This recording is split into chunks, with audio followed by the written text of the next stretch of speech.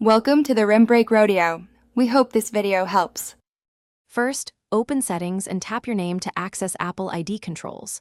Sign out of your Apple ID and wait 30 seconds before signing back in. Next, open General, tap Date and Time, and enable Set Automatically to avoid certificate errors.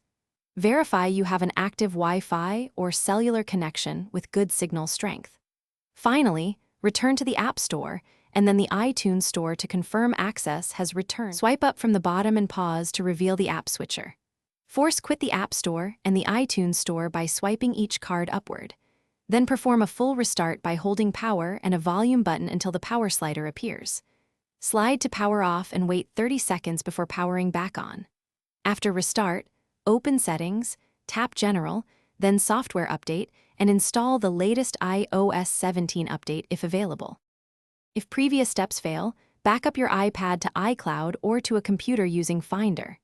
Next, go to Settings, tap General, then Transfer or Reset iPad, and choose Reset Network Settings first. If the issue persists, choose Erase all content and settings after confirming your backup. Finally, restore from your iCloud or Finder backup.